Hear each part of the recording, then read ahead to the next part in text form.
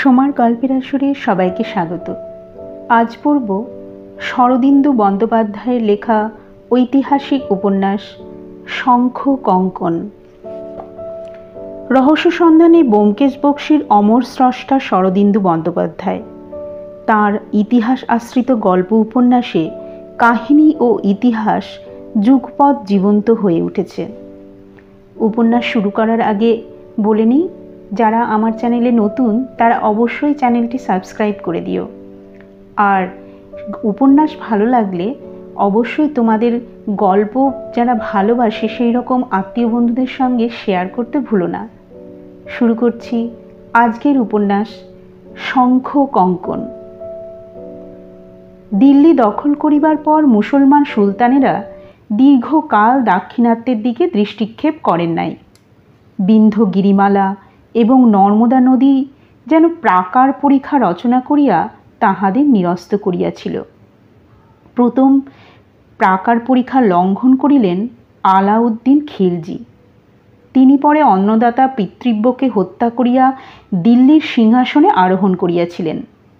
তাহার রণপাণ্ডিত্য ছিল আর ছিল অনির্বাণ নারী তৃষ্ণা। এই দুই মিলিয়া তাহার চরিত্র পিশাচ তুল্য করিয়া তুলিয়াছিল। ভারতের অন্ধকার মধ্যযুগেও তাহার সমান বিশ্বাসঘাতক নৃশংস ইন্দ্রিয়পরায়ণ সুলতান বোধহয় বেশি ছিল না। দাক্ষিণাত্যে প্রবেশ করিয়া আলাউদ্দিন বেশি দূর অগ্রসর হন নাই। দেবগিরি রাজ্য ছলনার দ্বারা জয় করিয়া প্রচুর ধনরত্ন লুণ্ঠনপূর্বক স্বরাজ্যে ফিরিয়া গিয়াছিলেন। তারপর পিতৃব্যকে হত্যা করিয়া দিল্লির সিংহাসনে বসিয়াছিলেন। তাহার অন্তঃপুরে সুন্দরী যুবতীর অভাব ছিল না। তবু তিনি গুজরাতের রানী কমলাকে কারিয়া আনিয়া নিজের অঙ্কশায়িনী করিয়াছিলেন। সুন্দরী নারী রাজরানী হোক বা পথের ভিকারিনী হোক, আলাউদ্দিনের চোখে পড়িলে আর তার নিস্তার নাই। তিনি একবার চিতোরের পদ্মিনীর দিকেও হাত বাড়াইয়াছিলেন, কিন্তু সেই জ্বলন্ত অনল শিখাকে স্পর্শ করিতে পারেন নাই। নারী বিজয় ক্ষেত্রে দিল্লির সুলতান আলাউদ্দিনের ইহাই একমাত্র ব্যর্থতা। কিন্তু দিল্লি বহুদূর। দিল্লি হইতে 200 ক্রোশ দক্ষিণে বিন্ধ্যগিরির ক্রোড়ে সাতপুরা শৈলমালার জটিল আবর্তের মধ্যে এই কাহিনীর সূত্রপাত। সাতপুরা শৈলমালার জটিল আবর্তের মধ্যে এই সময় 7টি ছোট ছোট রাজ্য ছিল। হয়তো সাতপুরা পর্বতের নাম এই 7টি রাজ্য হইতেই আসিয়াছে। অতি ক্ষুদ্র রাজ্যগুলি। কবে তাহাদের জন্ম হইয়াছিল এবং কবে তাহারা লুপ্ত হইয়া গিয়াছে ইতিহাস তাহা লক্ষ্য করে নাই। কিন্তু সুলতান আলাউদ্দিনের কালে তাহারা জীবিত ছিল এবং পরস্পরের সহিত কলহ না করিয়া পরম শান্তিতে বাস করিতেছিল। রাজ্যগুলির মাঝখানে পর্বতের ব্যবধান থাকায় লড়াই ঝগড়ার উপলক্ষ্য ছিল না। একদিন ভাদ্র মাসের দ্বিপ্রহরে এক পথভ্রান্ত পথিক এই জটিল কুটিল গিরিসংকটের মধ্যে ঘুরিয়া বেড়াইতেছিল। আকাশে মেঘ নাই, এখানে অল্পই বৃষ্টি হয়, যেটুকু হয় পাহাড় তাহা গায়ে মাখে না। বৃষ্টির জল সহস্র প্রণালী পথে নামিয়া উপত্যকাগুলিতে সঞ্চিত হয়। এই উপত্যকাগুলিতে মানুষের বাস। পথিক এক গুহায় রাত্রি কাটাইয়া প্রভাতে লোকালয়ের সন্ধানে বাহির হইয়াছে, কিন্তু এখনও লোকালয় খুঁজিয়া পায় নাই। সে এ অঞ্চলের মানুষ নয়, দক্ষিণ দিক হইতে আসিয়াছে। দ্বিপ্রহরে প্রচণ্ড সূর্যতাপ চারিদিকের উলঙ্গ পর্বতে প্রতিফলিত হইয়া বহ্নি কলাপের মতো জ্বলিতেছে, কিন্তু সেদিকে পথিকের ভ্রুক্ষেপ নাই।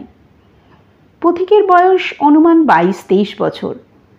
সুঠাম বেত্রবৎ দেহ, দেহের বর্ণও বেত্রবৎ। মুখের গঠন খড়গের ন্যায় শানিত, কিন্তু মুখের ভাব শান্ত ও সহিষ্ণু। চোখের দৃষ্টি শীর্ণপক্ষীর ন্যায় সুদূর প্রসারী, কিন্তু তাহাতে শীর্ণপক্ষীর হিংস্রতা নাই। মাথার চুল কাঁধ পর্যন্ত পড়িয়াছে, ঠোঁটের উপর অল্প গোঁফ। পরিধানে একখণ্ড বস্ত্র কোটি হইতে জঙ্ঘা পর্যন্ত আবৃত করিয়াছে। দ্বিতীয় একখণ্ড বস্ত্র উত্তরীয়ের আকারে স্কন্ধের উপর ন্যস্ত।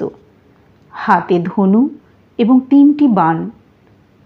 পথিক 2টি শৈলের মধ্যবর্তী লম্বা খাঁজের ভিতর দিয়া যাইতে যাইতে চারিদিকে দৃষ্টিপাত করিল। কোথাও জনবসতির চিহ্ন নাই। যেদিকে সে চলিয়াছে সেদিকে কোথাও নির্গমনের পথ আছে কিনা তাহাও দেখা যায় না।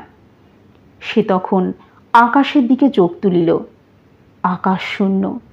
কেবল বহু ঊর্ধ্বে বায়ুকোণে একজোড়া নিরালম্ব গুম্ফ উড়িতেছে। চিল কিংবা শকুন। পথিক অনুমান করিল, ওই দিকে চিল যেখানে উড়িতেছে তাহার নিম্নে লোকালয় থাকিতে পারে। সে অগ্রসর হইয়া চলিল। ক্রোশেক পথ চলিবার পর হঠাৎ পাশের দিকে পাহাড়ের গায়ে একটি সংকীর্ণ ফাটল মিলিল। উপল বিকীর্ণ নিম্নাভিমুখী রন্ধ্র। এই পথে জল বাহির হইয়া নিম্নতর স্তরে গিয়াছে। দেখা যাক। পথিক রন্ধ্র মধ্যে প্রবেশ করিল। আঁকাবাঁকা রন্ধ্রপথে কিছু দূর চলিবার পর এক ঝলক হরিদাভা পথিকের চোখের উপর দিয়া খেলিয়া গেল। তারপর সে রন্ধ্রমুখে আসিয়া দাঁড়াইল। সম্মুখে ঈষৎ নিম্নভূমিতে ক্ষুদ্র একটি উপত্যকা। তাহার মাঝখানে শস্পশয্যার উপর দর্পণের মতো জল সূর্যকিরণ প্রতিফলিত করিতেছে। এই তরাগের চারিপাশে কয়েকটি তাল বৃক্ষ শীর্ণ প্রহরীর ন্যায় দাঁড়াইয়া আছে। কিছু ঝোপঝাড়ও আছে।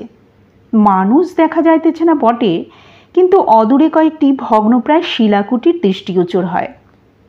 পথিক দ্রুত জলের কিনারায় গেল। নতজানু হইয়া গণ্ডূষ ভরিয়া জল পান করিল। জলপানে শরীর স্নিগ্ধ করিয়া সে উঠিয়া দাঁড়াইল। এবার কিছু খাদ্য সংগ্রহ করা প্রয়োজন। তাহার সঙ্গে যে সামান্য খাদ্য ছিল তাহা ফুরাইয়া গিয়াছে। কিন্তু গ্রামবাসীরা অতিথিবৎসল হইয়া থাকে, খাদ্য সংগ্রহ করা কঠিন হইবে না। সে এদিক ওদিক চাহিয়া পাহাড়ের উপর নিকটতম শৈলকুটিরের দিকে পা বাড়াইল। কুটিরের তালপাতার ছাউনি অদৃশ্য হইয়াছে। কেবল দেওয়ালগুলো দাঁড়াইয়া আছে।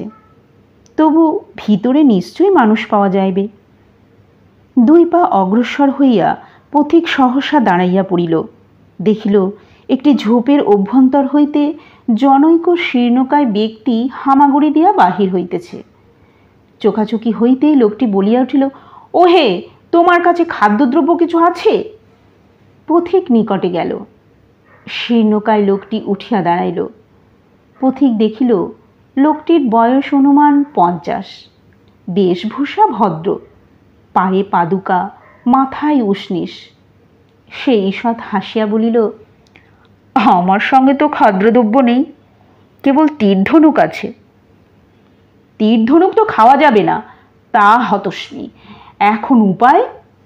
বলিয়া শীর্ণ ব্যক্তি বুক চাপড়াইল। তাহার ভাবভঙ্গি ও বাচনশৈলীতে হতাশার সহিত ঈষৎ হাস্যরস মিশ্রিত আছে। ধনুর্ধর যুবক একটু কৌতুক অনুভব করিয়া বলিল, আপনি কে?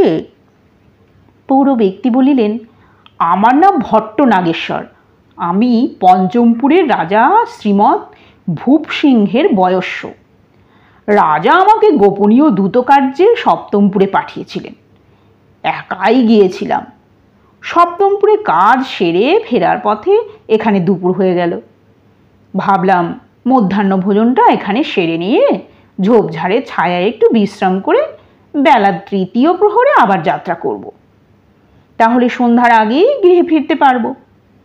জলের ধারে গিয়ে খাবারের পুঁটুলি খুলে বসেছি, আর মাত্র 1 গ্রাস মুখে দিয়েছি, এমন সময় হতস্মি কোথাকার এক ম্লেচ্ছ পুত্র চিল ছোঁ মেরে খাবারের পুঁটুলি নিয়ে উড়ে গেল। সেই থেকে ঝোপের ছায়ায় বসে আছি, ক্ষুধায় পেট জ্বলে যাচ্ছে। যুবক বলিল, কিন্তু গ্রামের লোক আছে, তাদের কাছে খাদ্য সংগ্রহ করা কি সম্ভব নয়? ভট্ট নাগেশ্বর চক্ষু কপালে তুলিয়া বলিলেন, গ্রাম? গ্রাম কোথায়? হতস্মি, বহু বৎসর আগে গ্রাম ছিল বটে, কিন্তু ম্লেচ্ছপুত্র আলাউদ্দিন সব শেষ করে দিয়ে গিয়েছে। এখানে আর মানুষের বাস নেই। আলাউদ্দিনের নাম শুনিয়া যুবক একটু চকিত হইল। নামটা তাহার অপরিচিত নয়। সে বলিল, ম্লেচ্ছপুত্র আলাউদ্দিন? নাগেশ্বর বলিলেন, নাম শোনোনি? দিল্লির ম্লেচ্ছ রাজা। 17 বছর আগে সে এই পথে দাক্ষিণাত্যে অভিযান করিয়েছিল। তার সেনাবাহিনীর পথে যেসব নগর জনপদ পড়েছিল সব শূন্য হয়ে গিয়েছে। পঞ্চমপুরেও এই মহাপিশর পদার্পণ করেছিল। কিন্তু যা, শূন্য উদরে ম্লেচ্ছ প্রসঙ্গ ভালো লাগে না। এসো, ঝোপের ছায়ায় বসা যাক। যুবক বলিল, কিন্তু খাদ্যদ্রব্যের কি হবে? নাগেশ্বর বলিলেন, কি আর হবে, আপাতত পেটে মুষ্টাঘাত করে ক্ষুধা নিবারণ করা ছাড়া গতি নেই। এখন তোমার পরিচয় দাও। কে তুমি? কোথায় যাচ্ছ? প্রশ্নের উত্তর না দিয়া যুবক ঊর্ধ্বে দৃষ্টি নিক্ষেপ করিল। একটি তালগাছের শীর্ষে কিছুক্ষণ চক্ষু নিবদ্ধ রাখিয়া বলিল, তাল পেকেছে মনে হচ্ছে। নাগেশ্বর বলিলেন, তা পেকেছি কি আমি দেখেছি, কিন্তু তাল পাকলে আমার কি? আমি তাল গাছে চড়তে জানি নে। তাল গাছও আমার প্রতি কৃপা পরবশ হয়ে ফল বিসর্জন দেবে না। আমি সবগুলো তাল গাছের গোড়া খুঁজে দেখেছি, একটিও তাল নাই। যুবক তাল গাছের নিকটে গিয়া পর্যবেক্ষণ করিতে করিতে বলিল, তাল গাছের ডগা 60 হাতের বেশি হবে না। তাল পাড়া যেতে পারে। নাগেশ্বর উত্তেজিত হইয়া উঠিলেন। পাড়া যেতে পারে বলো কি? তুমি তাল গাছে উঠতে পারো নাকি? যুবক বলিল, না, তীর ধনুক দিয়ে তাল পারব। যুবক একটি তীর বাছিয়া লইয়া বাকি 2টি তীর মাটিতে রাখিল। ধনুকে স্বর যোজনা করিয়া সাবধানে লক্ষ্য স্থির করিল। আকর্ণ ধনুর গুণ টানিয়া ঊর্ধ্বদিকে তীর ছাড়িয়া দিল। টঙ্কার শব্দে তীর ছুটিয়া গেল। মুহূর্ত মধ্যে তীরবিদ্ধ পাকা তাল ধপ করিয়া মাটিতে পড়িল। নাগেশ্বর ছুটিয়া গিয়া বৃহৎ তালটিকে কোলে তুলিয়া লইলেন। উচ্ছ্বসিত কণ্ঠে বলিলেন, চমৎকার! তুমি দেখছি অর্জুনের চেয়ে বড় ধনুর্ধর। অর্জুন মৎস্যচক্ষু বিদ্ধ করে পেয়েছিলেন এক নারী, তুমি আকাশ থেকে আহরণ করে এনেছ সুপক্ক তাল ফল। ক্ষুধার সময় নারীর চেয়ে তাল ফল অনেক বেশি মুখরোচক। এসো এসো, আর দেরি নয়, বসে যাওয়া যাক। দুইজনে এক গুল্মের ছায়াতলে গিয়া বসিলেন। তাল হইতে স্বর বাহির করিয়া তালটি ভাগাভাগি করা হইল। উভয়ে আহার আরম্ভ করিলেন। পেট কথঞ্চিত ঠান্ডা হইলে নাগেশ্বর বলিলেন, তোমার পরিচয় তো বললে না। যুবক বলিল, আমার নাম ময়ূর। ময়ূর? ময়ূর সিংহ না ময়ূর বর্মা না ময়ূর ভট্ট? শুধু ময়ূর। তা ভালো। ময়ূর যখন তখন নামের পিছনে পুচ্ছের কি প্রয়োজন? তোমার দেশ কোথায়? তাপ্তি নদীর দক্ষিণে। কোথায় চলেছ? শুনেছিলাম ওদিকে 7টি রাজ্য আছে, তাই এসেছিলাম যদি কাজ পায়। ভালো ভালো। বৎস ময়ূর, তুমি ঠিকই শুনেছ। এই পাহাড়ের খাঁজে খাঁজে 7টি রাজ্য আছে, প্রথমপুর থেকে আরম্ভ করে সপ্তমপুর পর্যন্ত।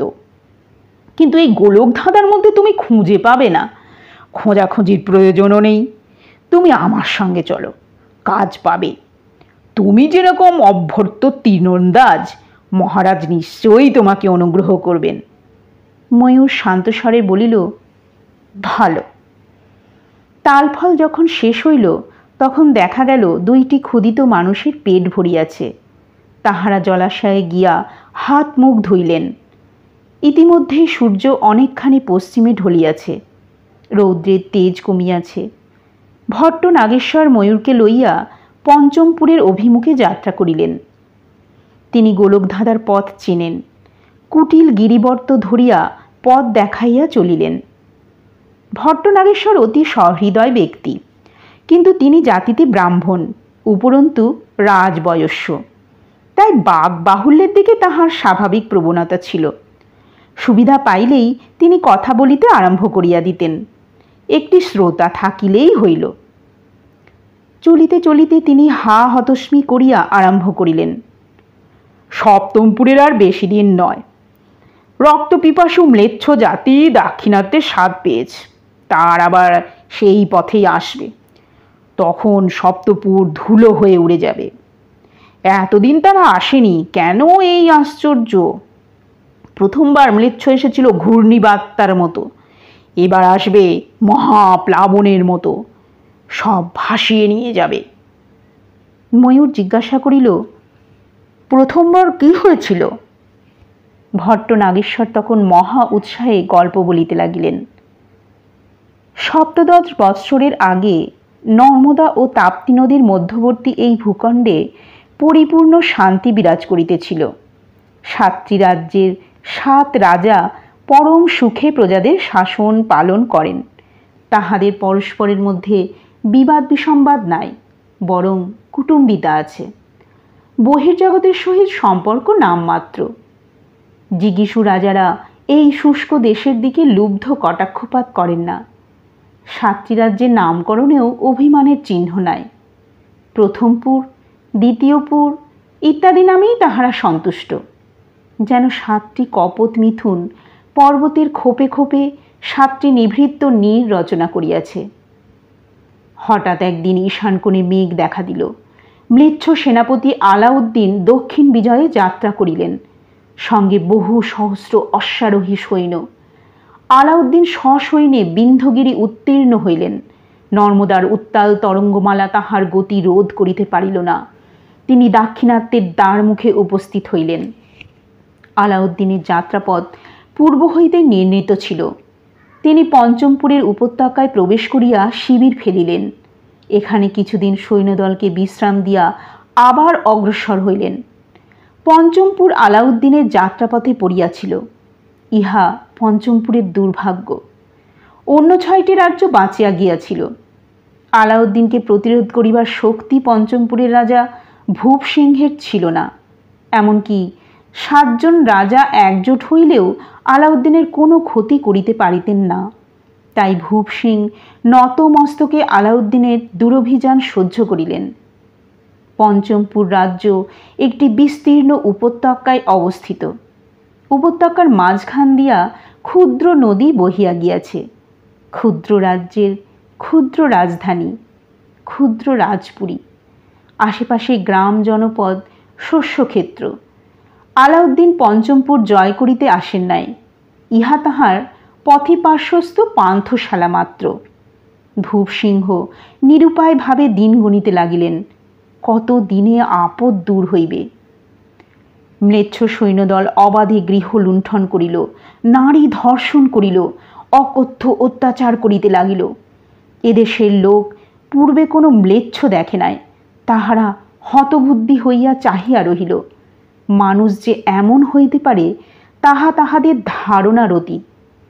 তারপর একদিন আলাউদ্দিনের শিবিরে ভূপ সিংহের তলব হইল। না যাইলে গলায় দড়ি দিয়া টানিয়া লইয়া যাইবে। ভূপ সিং ম্লেচ্ছের দরবারে গেলেন। আলাউদ্দিন বলিলেন, তিনি জানিতে পারিয়াছেন রাজার একটি সুন্দরী কন্যা আছে। সেই কন্যাকে সেনাপতির কাছে সওগাত পাঠাইতে হইবে। বক্ষে তুষানল জ্বালিয়া রাজা ফিরিয়া আসিলেন। রাজ্যের মন্ত্রী ছিলেন প্রবীণ ও বিচক্ষণ ব্যক্তি। তাহার সহিত পরামর্শ করিয়া রাজা এক চাতুরী অবলম্বন করিলেন। রাজপুরীতে সীমন্তিনী নামে এক নবযৌবনা রূপসী দাসী ছিল। তাহাকে রাজকন্যা সাজাইয়া দোলায় তুলিয়া শিবিরে পাঠাইয়া দিলেন। আসল রাজকন্যাকে পুরীর এক অন্ধকার প্রকোষ্ঠে লুকাইয়া রাখা হইল। কিন্তু আলাউদ্দিনের চক্ষে ধুলি নিক্ষেপ করা সহজ নয়। সপ্তাহকাল পরে তিনি দাসী সীমন্তিনীকে ফেরত দিলেন এবং রাজপুরী তল্লাশ করিয়া রাজকন্যাকে ধরিয়া লইয়া গেলেন। রাজকন্যার নাম ছিল শিলাবতী। অতঃপর যবন সৈন্য বিশ্রাম শেষ করিয়া দক্ষিণ দিকে চলিয়া গেল। শিলাবতীকে আলাউদ্দিন সঙ্গে লইয়া গেলেন। তিনি আর এ পথে আসেন নাই, অন্য পথে প্রত্যাবর্তন করিয়াছিলেন। পিতৃব্যকে হত্যা করিয়া সুলতান হইয়াছিলেন। শিলাবতীর কি হইল কেহ জানে না। হয়তো তিনি বিষ পান করিয়াছিলেন, হয়তোবা দিল্লির হারেমে আলাউদ্দিনের অসংখ্য উপপত্নীর অন্তর্ভুক্ত হইয়া এখনও বাঁচিয়া আছেন। সে সময় ভূপসিংহের পরিবারে ছিলেন তাহার রানী উষাবতী, ষোড়শী কন্যা শিলাবতী, ১২ বর্ষীয় বালকপুত্র রামরুদ্র এবং সদ্যজাত কন্যা সোমশুক্লা। আলাউদ্দিন যখন শিলাবতীকে হরণ করিয়া লইয়া যান, তখন রানী উষাবতী সূতিকাগৃহে ছিলেন। তিনি এই দারুণ আঘাত সহ্য করিতে পারিলেন না।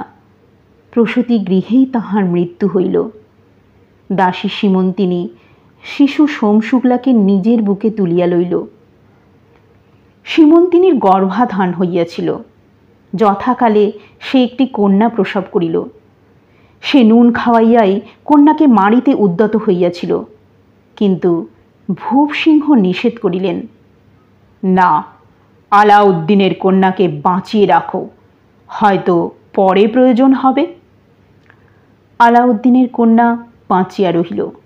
মাতার বিষ দৃষ্টির সম্মুখে বাড়িয়া উঠিতে লাগিল। তার নাম হইল চঞ্চরী। ভূপসিংহের বুকে যে শেল বিধিয়াছিল তাহা বিধিয়া রহিল। তিনি উদার ও মহৎ চরিত্রের পুরুষ ছিলেন। এখন তাহার চরিত্র সম্পূর্ণ বিপরীত মূর্তি ধারণ করিল। অপমান ও লাঞ্ছনায় জর্জরিত হৃদয়ে তিনি কেবল প্রতিহিংসা সাধনের জন্য জীবিত রহিলেন। কিন্তু দিল্লির সুলতানের বিরুদ্ধে প্রতিহিংসা সাধন সামান্য ভূস্বামীর পক্ষে সহজ নয়। দিন কাটিতে লাগিল। ৮ বৎসর পরে ভূপসিংহ পুত্রকে ডাকিয়া বলিলেন, রামরুদ্র, তোমার বয়স ২০ বৎসর পূর্ণ হয়েছে। কলঙ্কমোচনের সময় উপস্থিত। রামরুদ্র বলিলেন, আমি প্রস্তুত আছি। ভূপসিংহ পুত্রের হস্তে ছুরিকা দিয়া বলিলেন, দিল্লি যাও, এই ছুরি দিয়ে নরপিশাচকে গুপ্ত হত্যা করো। পরদিন রামরুদ্র ৫ জন সঙ্গী লইয়া দিল্লি যাত্রা করিলেন। দীর্ঘ পথ। ভূপসিংহের দীর্ঘ প্রতীক্ষা আরম্ভ হইল। ১ বৎসর পরে ২ জন সঙ্গী ফিরিয়া আসিল। জল্লাদের হাতে রামরুদ্রের মৃত্যু হইয়াছে। একদিন আলাউদ্দিন রক্ষী পরিবৃত্ত হইয়া অশ্বারোহণে দিল্লির রাজপথ দিয়া যাইতেছিলেন। রামরুদ্র ছুরিকা হস্তে তাহার দিকে ধাবিত হন, কিন্তু আলাউদ্দিনের কাছে পৌঁছিবার পূর্বেই ধরা পড়েন। তাহার আক্রমণ ব্যর্থ হয়। এইবার ভূপসিংহের চরিত্রে এক বিচিত্র পরিবর্তন দেখা দিল। ৫০ বয়সে একমাত্র পুত্রকে হারাইয়া তিনি শোক করিলেন না। তাহার প্রকৃতি যেন দ্বিধা ভিন্ন হইয়া গেল। একদিকে শুষ্ক কঠিন কুটিলতা, অন্যদিকে নির্বিকার ঔদাসীন্য। রানী উষাবতীর মৃত্যুর পর তিনি দ্বারান্তর গ্রহণ করেন নাই, এখনও করিলেন না। কিন্তু কন্যা সোমশুক্লাকে তিনি জন্মাবধি অবহেলা করিয়াছিলেন। এখন তাহার প্রতি নির্লিপ্তভাবে ঈষৎ স্নেহশীল হইলেন। সপ্তপুরীর বাকি ৬ জন রাজার সহিত তাহার সম্পর্ক প্রায় ছিন্ন হইয়াছিল। এখন তিনি দূত পাঠাইয়া পূর্বতন প্রীতির সম্বন্ধ পুনঃস্থাপন করিলেন। মন্ত্রীর সহিত বসিয়া কখনো মন্ত্রণা করেন, কখনো বা বয়স্যদের সঙ্গে চতুরঙ্গ খেলেন। সপ্তমপুরের অধিপতি সূর্যবর্মা ভূপসিংহের সমবয়স্ক মিত্র। তাহার সহিত দূর হইতে চতুরঙ্গের চাল চালেন। কখনো তিনি গম্ভীর কুটিল সন্দিগ্ধ, কখনো দায়িত্বহীন ক্রীড়াচটুল প্রগলভ। সকলে তাহার কাছে সশঙ্ক হইয়া থাকে। কখন তাহার কোন রূপ প্রকাশ পাইবে কেহই বলিতে পারে না। এইভাবে আরও ৯ বৎসর কাটিয়াছে। কুমারী সোমশুক্লা এখন সপ্তদশী যুবতী। প্রথমপুরের যুবরাজ হিরণ্যবর্মার সঙ্গে তাহার বিবাহের একটা প্রসঙ্গ উঠিয়াছে, কিন্তু কোনো পক্ষেই তড়া নাই। হিরণ্যবর্মার ২টি পত্নী বর্তমান। তাহারা পুরাতন না হওয়া পর্যন্ত যুবরাজ নূতন বিবাহ সম্বন্ধে নিরুৎসুক। সীমন্তিনীর কন্যা চঞ্চরী এখন ষোড়শী। তাহার বুদ্ধি বেশি নাই, কিন্তু রূপের ছটায় চোখে ধাঁধা লাগে। সে রাজপুরীতে কুমারী সোমশুক্লার কিঙ্করীর কাজ করে। তাহার মা তাহার পানে মুখ ফিরাইয়া চাহে না। কিন্তু ভূপ সিংহ আলাউদ্দিনের কন্যার প্রতি বিদ্বেষভাবাপন্ন নয়। কেবল কদাচিৎ যখন চঞ্চরীর উপর রাজার দৃষ্টি পড়ে, তখন তাহার চোখে একটা ক্রূর ও অভিসন্ধি খেলা করিয়া যায়। তিনি যেন প্রতীক্ষা করিয়া আছেন, কিন্তু কিসের প্রতীক্ষা তাহা কেহ জানে না। ভট্ট নাগেশ্বরের মুখে রাজকাহিনী শুনিতে শুনিতে ময়ূর যেন আচ্ছন্নের মতো হইয়া পড়িয়াছিল। মনে হইয়াছিল সেও এই কাহিনীর সহিত নিবিড়ভাবে জড়িত। সুলতান আলাউদ্দিনের নামটাই সে জানিত। এখন একটা বিকৃত মনুষ্য মূর্তি চোখের সামনে দেখিতে পাইল। রাজা ভূপ সিংহের নিদারুণ ভাগ্য বিপর্যয় তাহার অন্তরে অঙ্গারের মতো জ্বলিতে লাগিল। কিন্তু তাহার প্রকৃতি স্বভাবতই অন্তর্মুখী, বাহিরে তাহার মনের উষ্মা প্রকাশ পাইল না। কাহিনী শেষ করিয়া ভট্ট নাগেশ্বরও নীরবে চলিলেন। আর কোনো কথা হইল না। সূর্যাস্তের সময় তাহারা রাজধানীতে উপনীত হইলেন। নাগেশ্বর বলিলেন, আজ আর রাজার সঙ্গে দেখা হবে না, তুমি চলো, রাত্রে আমার গৃহে থাকবে। কাল প্রাতঃকালে তোমাকে রাজার কাছে নিয়ে যাব। ভট্ট নাগেশ্বরের গৃহ ক্ষুদ্র কিন্তু পাষাণ নির্মিত, মাত্র 2টি ঘর, তৈজসপত্র বেশি নাই। ব্রাহ্মণ অকৃতদার, গৃহ গৃহিণীহীন, নিজেই গৃহকর্ম করেন, নিজেই রন্ধন করেন। তাহার গৃহদ্বার সর্বদাই খোলা থাকে। দেশে চোর বেশি নাই, যাহারা আছে তাহারা নাগেশ্বরের শূন্য গৃহে চুরি করিতে আসে না। হস্ত মুখ প্রক্ষালনের পর নাগেশ্বর রন্ধন কার্যে লাগিয়া গেলেন। সঙ্গে সঙ্গে তাহার বাক্যস্রোত আবার প্রবাহিত হইল। তিনি রাজ্য ও রাজপুরীর বহু কৌতুককর ঘটনা বিবৃত করিলেন। ময়ূর তাহার বিবৃতি হইতে অনেক কথা জানিতে পারিল। নৈশাহার সমাধার হইলে নাগেশ্বর ঘরের কোণ হইতে গোল করা শয্যা আনিয়া 2 ভাগ করিয়া মাটিতে পাতিলেন। তারপর প্রদীপ নিভাইয়া শয়ন করিলেন। উভয়ে ক্লান্ত ছিলেন, অবিলম্বেই ঘুমাইয়া পড়িলেন। পরদিন প্রভাতে নাগেশ্বর ময়ূরকে লইয়া রাজভবনে উপনীত হইলেন। প্রতিহার ময়ূরের হাতে ধনুর্বাণ দেখিয়া ভ্রু তুলিল, কিন্তু রাজবয়স্যের সঙ্গীকে বাধা দিল না, হাস্যমুখে পথ ছাড়িয়া দিল। প্রাসাদের একটি নিভৃত কক্ষে ভূপসিংহ মসৃণ পাষাণ কর্টিমের উপর একাকী বসিয়া আছেন। তাহার সম্মুখে পাষাণে খোদিত চতুরঙ্গ খেলার চতুষ্কোণ ছক পাতা রহিয়াছে। বলগুলির বিন্যাস দেখিয়া মনে হয় খেলা অনেক দূর অগ্রসর হইয়াছে, কিন্তু খেলার প্রতিপক্ষ উপস্থিত নাই। ভট্ট নাগেশ্বর স্বস্তিবাচন করিলেন, বয়সের জয় হোক। সপ্তমপুর থেকে একটি শুক্তি এনেছি, গ্রহণ করুন আর্য। বলিয়া কটিবস্ত্র হইতে একটি শ্বেতবর্ণ ক্ষুদ্র বস্তু বাহির করিলেন। রাজা ভূপসিংহ খেলার ছক হইতে অন্যমনস্ক চোখ তুললেন। শীর্ণ দীর্ঘ অগ্নিদগ্ধ আকৃতি, মুখমণ্ডল বলিরেখাঙ্কিত, মাতার আস্কন্ধ কেশ পক্ক, ভ্রু ও গুম্ফ পক্ক, কেবল চক্ষু তারকা ঘন কৃষ্ণবর্ণ। তিনি ময়ূরকে দেখতে পাইলেন না।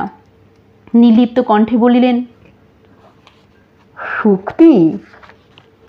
হ্যাঁ মহারাজ, সপ্তমপুরে এক যাযাবর সমুদ্র বণিকের সঙ্গে দেখা হয়েছিল, তার কাছ থেকে এই শুক্তি কিনেছি। দেখুন মহারাজ, কি অপূর্ব শুক্তি! বলিয়া নাগেশ্বর করতলে শুক্তিটি লইয়া রাজার সম্মুখে ধরিলেন। ভূপসিংহ নির্লিপ্তভাবে শুক্তি তুলিয়া লইলেন, নাড়িয়া চাড়িয়া বলিলেন, একটি ক্ষুদ্র শঙ্খ, এর অপূর্বত্ব কোথায়? সত্যই শম্ভুকের ন্যায় ক্ষুদ্র একটি শঙ্খ। নাগেশ্বর উত্তেজিত হইয়া বলিলেন, হা হতস্মি, দেখছেন না মহারাজ, দক্ষিণাবর্ত শঙ্খ, মহাভাগ্যদাতা দক্ষিণাবর্ত শঙ্খ। এ শঙ্খ যার কাছে থাকে তার কখনো অমঙ্গল হয় না। ভূপসিংহ কিয়ৎকাল শূন্যে চাহিয়া রহিলেন।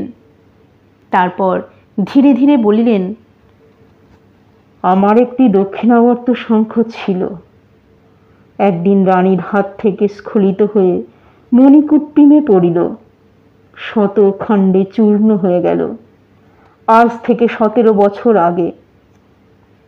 তিনি ক্ষুদ্র শঙ্খটি নিরীক্ষণ করিয়া বলিলেন, হ্যাঁ, দক্ষিণাবর্তই বটে, কিন্তু এ নিয়ে আমি কি করব বয়স্য? আমার আর সৌভাগ্যের কি প্রয়োজন? নাগেশ্বর কুণ্ঠিত মুখে নীরব রহিলেন। রাজা শঙ্খটিকে কিছুক্ষণ মুষ্টিতে আবদ্ধ রাখিয়া চিন্তা করিলেন। শেষে বলিলেন, সোমশুক্লকে ডেকে পাঠাও, সে এই শঙ্খ ধারণ করুক, হয়তো তার মঙ্গল হতে পারে। সেই ভালো মহারাজ, আমি নিজেই কুমারী শুক্লাকে ডেকে আনছি। বলিয়া নাগেশ্বর দ্রুত অন্তঃপুর অভিমুখে প্রস্থান করিলেন। এতক্ষণে ময়ূরের প্রতি ভূপসিংহের দৃষ্টি পড়িল। সে ধনুর্বাণ হস্তে দ্বারের নিকট নিশ্চল দাঁড়াইয়াছিল। রাজা মৃদু বিস্ময়ে প্রশ্ন করিলেন, তুমি কে? ময়ূর সসম্ভ্রমে শির নত করিয়া বলিল, ভট্ট নাগেশ্বর আমাকে সঙ্গে এনেছেন। আমি বিদেশী, আমার নাম ময়ূর। রাজা বলিলেন, তোমার হাতে আটবিক জাতের ধনুর্বাণ, কিন্তু আকৃতি দেখে আর্য মনে হয়। ময়ূর বলিল, মহারাজ, আমি আটবিক নাগ জাতির মধ্যে পালিত হয়েছি, কিন্তু জাতিতে ক্ষত্রিয়। তোমার বংশ পরিচয় কি? বংশ পরিচয় জানি না আর্য। ময়ূরের পানে চাহিয়া রাজার মুখভাব পরিবর্তিত হইল। মেরুদণ্ড ঋজু হইল। মনে হইল একটা মানুষ অন্তর্হিত হইয়া অন্য একটি মানুষ আবির্ভূত হইতেছে। তিনি দৃঢ় আদেশের স্বরে বলিলেন, কাছে এসো, উপবিষ্ট হও, তোমার ইতিহাস শুনতে চাই। ময়ূর আসিয়া রাজার সম্মুখে জানু মুড়িয়া বসিল। মাঝখানে দাবার ছকের ব্যবধান রইল। তারপর ময়ূর নিজ জীবনের ইতিহাস বলিল। তাপ্তি নদীর দক্ষিণে দেবগিরি রাজ্যে তাহার বাস ছিল। তাহার পিতা দেবগিরি রাজ্যের একজন যোদ্ধা ছিলেন। রাজ্যের উত্তর সীমান্তে একটি সেনাগুল্মে তাহারা থাকিত। ময়ূরের বয়স যখন 5-6 বছর, তখন উত্তরাপথ হইতে আলাউদ্দিন নামে এক জবন সেনাপতি দেবগিরি আক্রমণ করেন। সীমান্ত রক্ষা করিতে গিয়া এক খণ্ডযুদ্ধে ময়ূরের পিতা হত হন। তাহার মাতা তাহার প্রাণ বাঁচাইবার জন্য তাহাকে লইয়া জঙ্গলের মধ্যে পলায়ন করেন। জঙ্গল ও পর্বতের ভিতর দিয়া বহু দূর পথ অতিক্রম করিবার পর তাহারা এক বন্য জাতির গ্রামে আশ্রয় পায়। মাতা কিন্তু বেশি দিন বাঁচিলেন না। 2-4 দিনের মধ্যে তাহার মৃত্যু হইল। মৃত্যুর পূর্বে তিনি ময়ূরের গোত্র পরিচয় দিয়া যান নাই, কেবল বলিয়াছিলেন, তুমি ক্ষত্রিয়। অতীতের কাহিনী শেষ করিয়া ময়ূর বলিল, তারপর আমার জীবনের 16 বছর নাগ জাতির গ্রামে কেটেছে। তারা আমাকে স্নেহ করেছে, আমি তাদের ভালোবেসেছি। কিন্তু কয়েক মাস আগে গ্রাম বৃদ্ধেরা আমাকে গ্রাম ছেড়ে চলে যেতে আদেশ দিলেন। তাই আমি গ্রাম ছেড়ে বেরিয়েছি। অনেক নদী পর্বত পার হয়ে এখানে এসেছি। রাজা ময়ূরের মুখের উপর স্থির দৃষ্টি রাখিয়া শুনিতেছিলেন। প্রশ্ন করিলেন, গ্রাম বৃদ্ধেরা তোমাকে তাড়িয়ে দিল কেন? ময়ূর অধবদন হইল। তাহার মুখ ধীরে ধীরে অরুণাভ হইয়া উঠিল। রাজা বলিলেন, কোনো দুষ্কৃতি করেছিলে? ময়ূর আহত মুখ তুলিল। আমার কোনো দোষ ছিল না মহারাজ। সেই লজ্জাজড়িত স্বরে থামিয়া থামিয়া বলিতে লাগিল, গ্রামের যুবতী মেয়েরা সকলে কেবল আমার পিছনেই ঘুরে বেড়াতো। আমার জন্যে নিজেদের মধ্যে চুলোচুলি করত। যুবকেরাও আমার প্রতি সন্তুষ্ট ছিল না। আমি মেয়েদের কাছ থেকে পালিয়ে বেড়াতাম, তবু যুবকেরা আমাকে ঈর্ষা করত। একজন তীর ছুঁড়ে আমাকে মারবার চেষ্টা করেছিল। তাই গ্রাম বৃদ্ধেরা বললেন, তোমার জন্যে গ্রামের শান্তি ভঙ্গ হচ্ছে, তুমি চলে যাও। রাজার মুখে শুষ্ক হাসির রেখাঙ্ক পড়িল, কিন্তু চক্ষু ময়ূরের মুখ হইতে অপসৃত হইল না। তিনি বলিলেন, তুমি মেয়েদের ভয় করো? ময়ূর বলিল, ভয় করি না মহারাজ, কিন্তু ওদের এড়িয়ে চলতে চাই। এই সময় কুমারী সোমশুক্লা কক্ষে প্রবেশ করিলেন। তাহার পশ্চাতে ভট্ট নাগেশ্বর। সপ্তদশ বর্ষীয়া যুবতী সোমশুক্লাকে দেখিলে দর্শকের মন স্নিগ্ধ আনন্দে পূর্ণ হইয়া ওঠে। দীর্ঘাঙ্গী কন্যা, দেহবর্ণের শুচি শুভ্রতা সোমশুক্লা নাম সার্থক করিয়াছে। মুখখানি লাবণ্যে টলমল। তিনি কক্ষে আসিলেন। তাহার গতিভঙ্গিতে পালতোলা তরণীর অবলীলা। পিতার পাশে নতজানু হইয়া তিনি স্মিত মুখে বলিলেন, আর্য, আমাকে ডেকেছেন? রাজার মন কোন গভীরতর স্তরে নিমজ্জিত ছিল। তিনি শূন্য দৃষ্টিতে কন্যার পানে চাহিলেন। ডেকেছি? ভট্ট নাগেশ্বর কুমারীর পিছনে দণ্ডায়মান ছিলেন। বলিয়া উঠিলেন, হা হতস্মি, দক্ষিণাবর্ত শঙ্খের কথা ভুলে গেলেন মহারাজ? ও হ্যাঁ। মহারাজ মুষ্টি খুলিয়া শঙ্খটি দেখিলেন। কন্যার দিকে বাড়াইয়া দিয়া বলিলেন, বয়স্য আমার জন্য শঙ্খটি এনেছিল। সুলক্ষণ শঙ্খ, তুমি এটি নাও। স্বর্ণকারকে ডেকে পাঠাও, এই শঙ্খ দিয়ে অলঙ্কার গড়িয়ে নাও। সর্বদা অঙ্গে রেখো, মঙ্গল হবে। কুমারী সোমশুক্লার শান্ত চোখে আনন্দ ফুটিয়া উঠিল। তিনি শঙ্খটি কপত হস্তে লইয়া কপালে স্পর্শ করিলেন। বলিলেন, ধন্য পিতা, আমি এখনই স্বর্ণকারকে ডেকে পাঠাচ্ছি। অনুমতি করুন আর্য। তিনি উঠিয়া দাঁড়াইলেন। রাজা বলিলেন, এসো কন্যা। প্রস্থান করিবার সময় কুমারী সোমশুক্লার দৃষ্টি ময়ূরের উপর পড়িল। ক্ষণকালের জন্য ময়ূরের মুখের উপর সংলগ্ন হইয়া রহিল। তারপর তিনি পালতোলা তরণীর ন্যায় কক্ষ হইতে নিষ্ক্রান্ত হইয়া গেলেন। ময়ূর এতক্ষণ চতুরঙ্গ বলের উপর দৃষ্টি রাখিয়া বসিয়াছিল। ভট্ট নাগেশ্বর তাহার নিকটে উপবিষ্ট হইয়া বলিলেন, মহারাজ, এই যুবককে আমি আপনার কাছে এনেছিলাম। ভূপসিংহ বলিলেন, জানি। নাগেশ্বরের বাগবিস্তার থামাইয়া দিয়ে তিনি ময়ূরের মুখের উপর চক্ষু নিবদ্ধ করিলেন। তুমি আমার অধীনে কর্ম চাও? ময়ূর বলিল, হ্যাঁ মহারাজ। রাজা বলিলেন, তোমার হাতে ধনুস্বর দেখে অনুমান করছি তুমি ধনুর্বিদ্যা জানো। ময়ূর সবিনয়ে বলিল, সামান্য জানি, নাগজাতির কাছে শিখেছি। নাগেশ্বর মুখ খুলিয়া আবার বন্ধ করিলেন। রাজা ময়ূরকে প্রশ্ন করিলেন, তুমি ঘোড়ায় চড়তে জানো? ময়ূর বলিলেন, না মহারাজ। অসি চালনা? না মহারাজ। শুধুই তীর ছুটতে জানো? নাগেশ্বর আর নীরব থাকিতে পারিলেন না। বলিয়া উঠিলেন, শুধুই কি তীর ছুটতে জানে বয়স্য? এই যুবক অতি ধুরন্ধর তীরন্দাজ। একটি তীর ছুঁড়ে তাল গাছের ডগা থেকে পাকা তাল পেরে আনতে পারে। বিশ্বাস না হয় পরীক্ষা করে দেখুন। অবশ্য পরীক্ষা করে দেখব, এসো আমার সঙ্গে। রাজা উঠিয়া দ্বারের দিকে চলিলেন।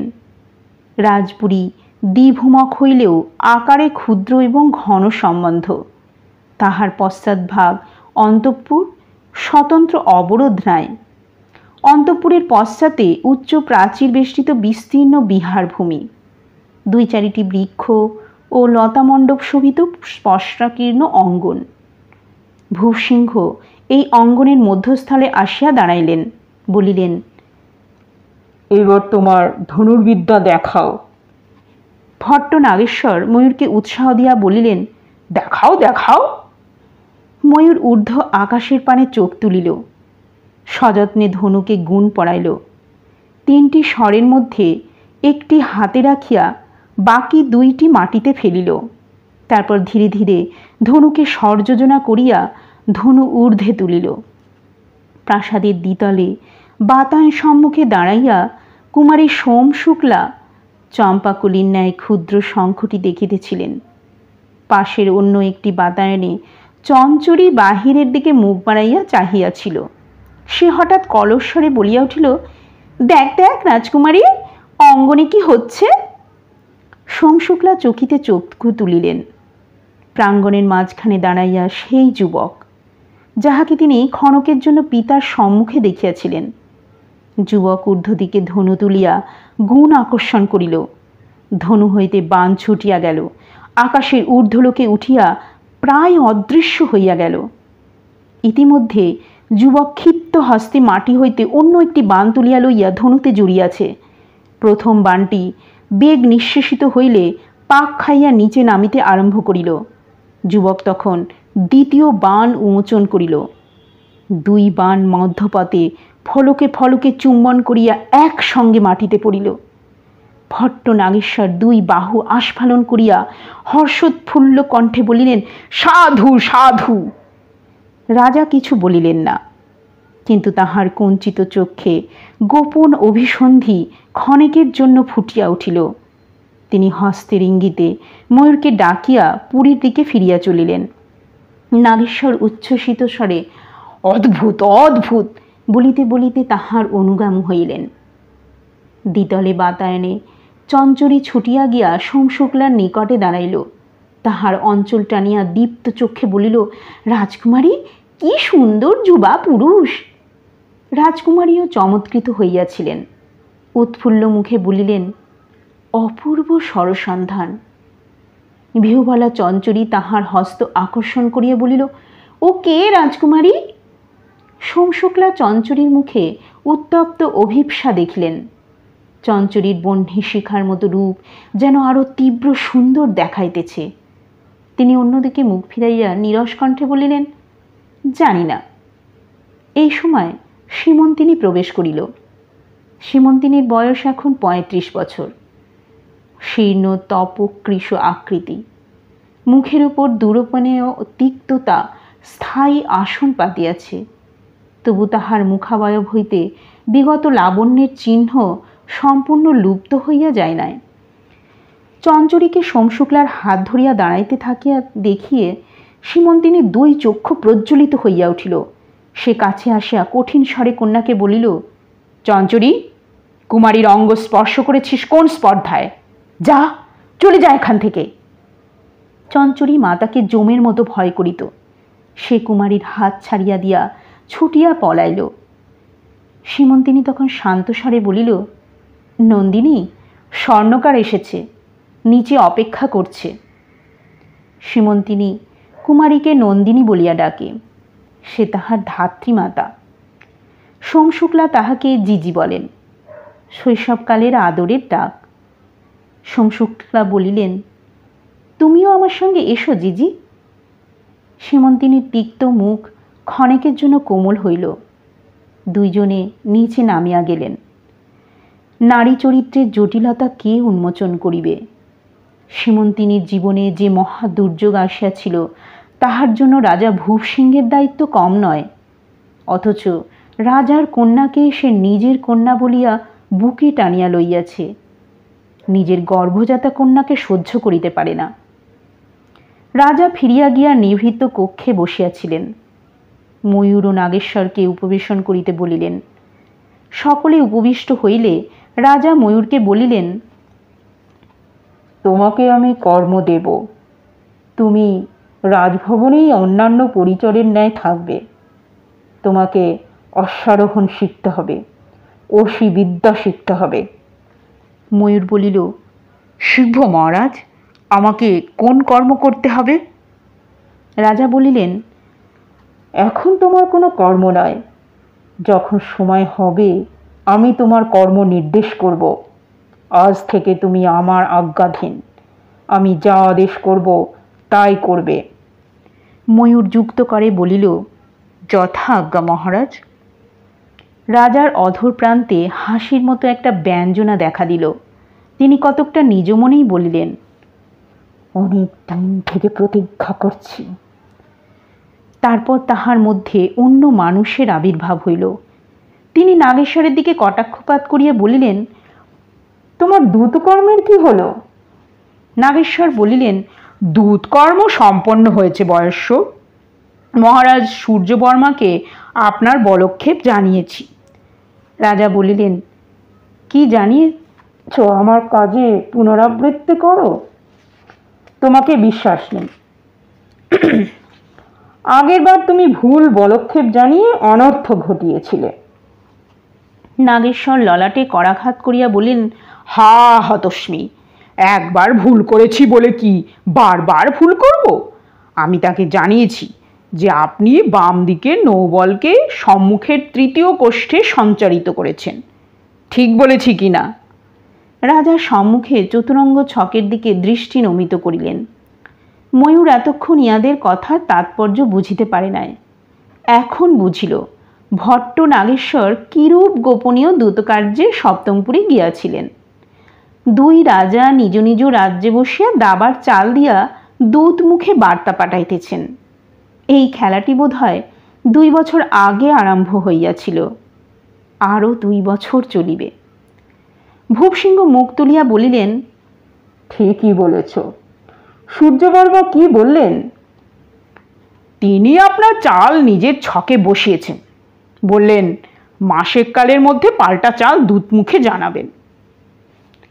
ভালো। বন্ধু সূর্যবর্মা কুশলে আছেন তো? শারীরিক কুশলেই আছেন, কিন্তু মনের কুশল কোথায়? অনেক খেদ প্রকাশ করলেন। বললেন আমি অপুত্রক, আমার বন্ধু ভূপসিংহ ভাগ্যদোষে পুত্রহীন। আমাদের মৃত্যুর পর রাজ্যের কি দশা হবে কে জানে, হয়তো শ্রীগালের বাসভূমি হবে। ভূপসিংহ উদ্গত নিঃশ্বাস চাপিয়া বলিলেন, ও কথা থাক, আমাদের মৃত্যুর পর যা হবার হবে, কিন্তু যতদিন বেঁচে আছি। তারপর সন্নিহিত ভৃত্যকে ডাকিয়া বলিলেন, বজ্রবাহু, এর নাম ময়ূর। আজ থেকে আমি একে আমার দেহরক্ষী নিযুক্ত করেছি। একে সঙ্গে নিয়ে যাও। রাজভবনে যথাযোগ্য স্থান এবং অসন বসনের নির্দেশ করো। বজ্রবাহু ময়ূরকে সঙ্গে লইয়া চলিয়া গেল। রাজা গাত্রোত্থান করিলেন। ভট্ট নাগেশ্বরকে বলিলেন, বয়স্য, চলো, তোমাকে মিষ্টান্ন ভোজন করায়। সে রাত্রে ভূপসিংহের চোখে নিদ্রা আসিতেছিল না। যথাকালে তাহারা আহার করিয়া তিনি দ্বিতলের শয়নকক্ষে শয্যা আশ্রয় করিয়াছিলেন। ভৃত্য বজ্রবাহু পদসংবাহন করিয়া দিয়াছিল। অভ্যাস মতো তাহার একটু তন্দ্রাকর্ষণও হইয়াছিল, কিন্তু বজ্রবাহু চলিয়া যাইবার পর তিনি আবার জাগিয়া উঠিয়াছিলেন। চিন্তাতপ্ত মস্তিষ্ক তাহাকে ঘুমাইতে দেয় নাই। শয্যায় শুইয়া তিনি চিন্তা করিতে লাগিলেন। তারপর উঠিয়া কক্ষে পদচারণ আরম্ভ করিলেন। আজ পূর্বাহ্নে যে কয়টি ঘটনা ঘটিয়াছে তাহাই তাহার চিন্তার বস্তু। 17 বছর পূর্বে রান্নির হস্তচ্যুত দক্ষিণাবর্ত শঙ্খ চূর্ণ হইয়া গিয়াছিল। তারপরেই আসিল সর্বনাশা বিপর্যয়। আজ আবার অযাচিতভাবে দক্ষিণাবর্ত শঙ্খ আসিয়া উপস্থিত হইয়াছে।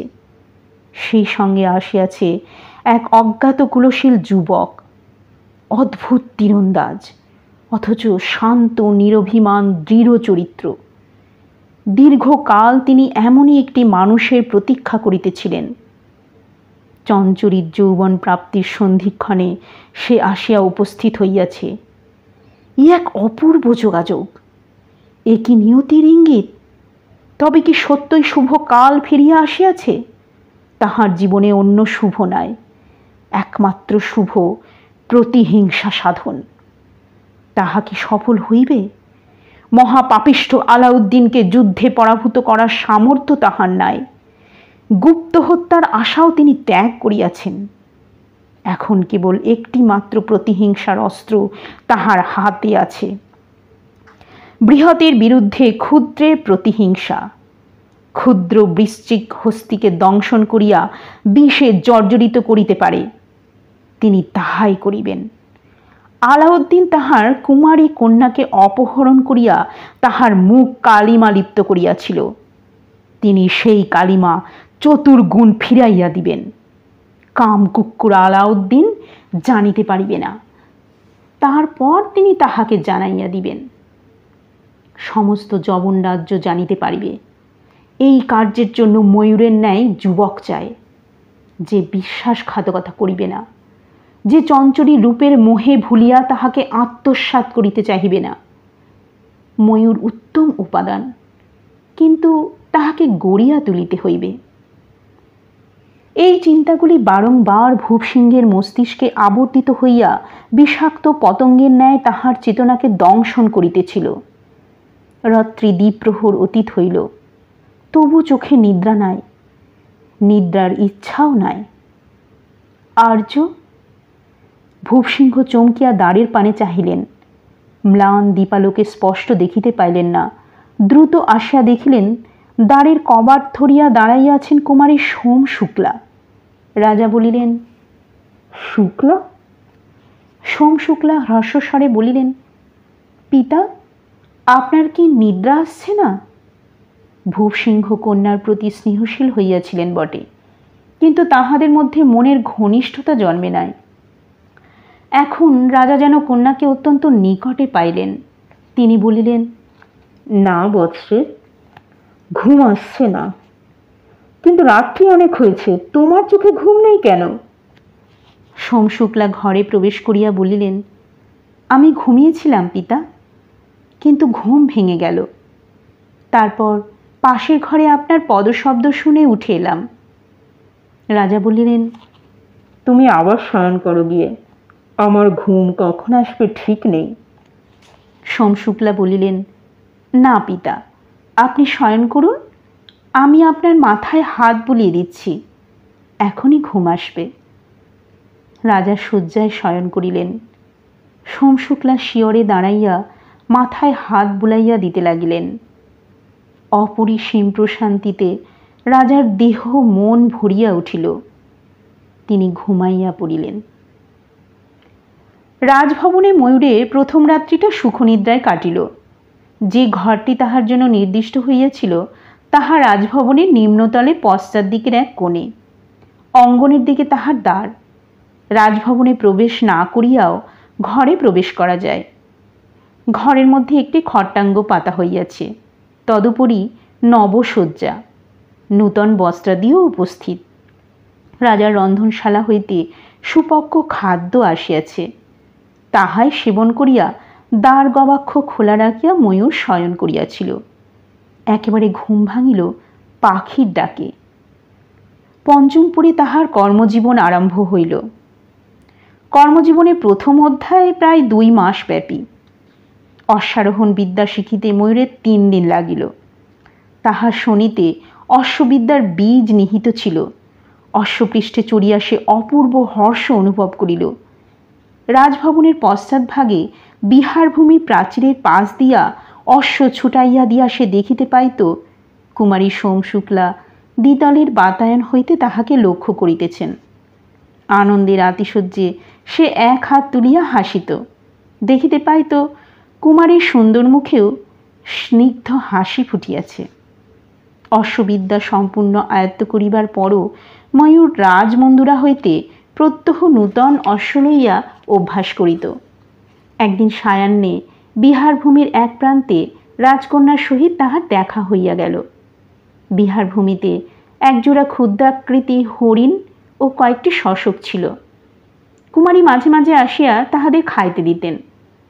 কুমারীকে বিহারভূমিতে দেখিলেই তাহারা ছুটিয়া আসিয়া ঘিরিয়া দাঁড়াইত। সেদিনও তাহারা কুমারীকে ঘিরিয়া ধরিয়াছিল। কুমারী চারিদিকে শস্য ছড়াইয়া দিতেছিলেন। তাহারা কাড়াকাড়ি করিয়া খাইতেছিল। সহসা অদূরে অশ্বের দরবর শব্দ শুনিয়া তাহারা ভয় পাইয়া পলায়ন করিল। ময়ূর লতাবিতানের অন্তরালে সোম শুক্লাকে দেখিতে পায় নাই। দেখিতে পাইয়া তড়িতে অশ্ব থামাইয়া তাহার কাছে আসিল। জোর হস্তে বলিল, রাজনন্দিনী, আমাকে ক্ষমা করুন। সোম শুক্লা একটু হাসিলেন। শুচিস্মিত মুখের উপর একটু অরুণ আভা দেখা দিল। তিনি বলিলেন, ওরা বনের প্রাণী, বড় ভীরু, কিন্তু আপনি বিব্রত হবেন না, ওরা এখনই ফিরে আসবে। ময়ূর লক্ষ্য করিল রাজকুমারী তাহাকে সমকক্ষের ন্যায় সম্বোধন করিলেন, ভৃত্য পরিজনের মতো নয়।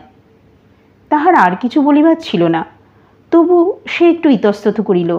তাহাকে দ্বিধাগ্রস্ত দেখিয়া সোম শুক্লা বলিলেন, আপনি তো অশ্ববিদ্যা শীঘ্র অধিগত করেছেন, ময়ূর একটু লজ্জিত হইয়া পড়িল, বলিল, কি জানি, সত্যই কি শীঘ্র? আমার ধারণা ছিল সকলেই অতি সহজে ঘোড়ায় চড়া শিখতে পারে। রাজকুমারী শুধু হাসিলেন, তারপর অন্য কথা বলিলেন, আপনার অসি শিক্ষা কত দূর? ময়ূর অবাক হইয়া চাহিল। রাজকুমারী তাহার সব খবর রাখেন। একটু অপ্রতিভ হইয়া বলিল, অসি শিক্ষা এখনো চলছে। অস্ত্রগুরু বলেছেন আরও 2-3 সপ্তাহ লাগবে। ইতিমধ্যে হরিণ মিথুন আবার গুটি গুটি কুমারীর দিকে অগ্রসর হইতেছিল। তাই দেখিয়া ময়ূর আর সেখানে দাঁড়াইল না, ঘোড়ার রাজ ধরিয়া মন্দুরার দিকে চলিয়া গেল। তারপর আরও কয়েকবার রাজকুমারীর সহিত দেখা হইল। 2-4টি সামান্য বাক্যালাপ হইল। একদিন সে দেখিল কুমারীর মণিবন্ধে একটি নূতন কঙ্কণ শোভা পাইতেছে। চম্পাকুলির ন্যায় সুন্দর ক্ষুদ্র শঙ্খটি এই কঙ্কণের মধ্যমণি। ময়ূর উৎসুক নেত্রে সেই দিকে চাহিল। কুমারী বলিলেন, শঙ্খটি আপনার চেনা, আপনার সামনেই পিতা এটি আমাকে দিয়েছিলেন। অলঙ্কার কেমন হয়েছে? বলিয়া তিনি মৃণাল বাহু তুলিয়া দেখাইলেন। ভালো। ময়ূরের উচ্ছ্বসিত কণ্ঠে আরও অনেক কথা বলিতে চাহিল, কিন্তু তাহার মুখ দিয়া বাক্য সরিল না। রাজকুমারী মৃদু হাসিলেন। দিন কাটিতেছে। অশ্বারোহণ ও অসিবিদ্যা অভ্যাস করা ছাড়াও ময়ূর রাজার কাছে যাতায়াত করে। রাজা যে কক্ষে থাকেন সেই কক্ষদ্বারে ধনুর্বাণ হস্তে দাঁড়াইয়া থাকে। রাজা মাঝে মাঝে তাহার প্রতি দীর্ঘ দৃষ্টিপাত করেন, যেন চক্ষু দিয়া তাহার যোগ্যতার পরিমাপ করেন। ভট্ট নাগেশ্বরের সঙ্গেও প্রত্যহ দেখা হয়। ব্রাহ্মণ দুদণ্ড দাঁড়াইয়া তাহার সহিত বাক্যালাপ ও রঙ্গরসিকতা করেন। এই তো গেল দিনচর্চা। রাত্রিকালেও ময়ূরের কক্ষে কিছু ব্যাপার ঘটিতে আরম্ভ করিয়াছিল, তাহাকে উদ্বিগ্ন করিয়া তুলিয়াছিল। কিন্তু শঙ্কা ও সংকোচে সে কাহাকেও কিছু বলিতে পারিতেছিল না। রাত্রিকালে সে ঘরের দ্বার গবাক্ষ উন্মুক্ত করিয়া শয়ন করিত। আবদ্ধ ঘরে শয়ন করা তাহার অভ্যাস নাই। প্রথম কয়েক রাত্রি নির্বিঘ্নে কাটিয়াছিল। তারপর একদা গভীর রাত্রে তাহার ঘুম ভাঙিয়া গেল। সে দীপ নিবাইয়া শুইয়াছিল, সুতরাং ঘর অন্ধকার, কিন্তু ঘরের বাহিরে মুক্ত দ্বার পথে নক্ষত্রের আলোকবিদ্ধ তমিশ্রা ঈষৎ তরল। জাগিয়া উঠিয়া ময়ূর পঞ্চেন্দ্রিয় সজাগ করিয়া শুইয়া রহিল। ঘরের অভ্যন্তরে অতুল লঘু পদপাতের শব্দ আসিতেছে। সে সহসা উঠিয়া বসিয়া তীব্র স্বরে বলিল, কে? প্রশ্নের উত্তর আসিল না। কে যেন ভয় পাইয়া দ্রুত চরণে ঘর ছাড়িয়া পলায়ন করিল। ময়ূর ভাবিল, হয়তো বিড়াল। তারপর সে অনুভব করিল ঘরের বাতাসে কেশ তৈলের মৃদু গন্ধ ভাসিয়া বেড়াইতেছে। সে বিস্মিত হইয়া ভাবিল, স্ত্রীলোক তাহার ঘরে প্রবেশ করিয়াছিল। কে সে?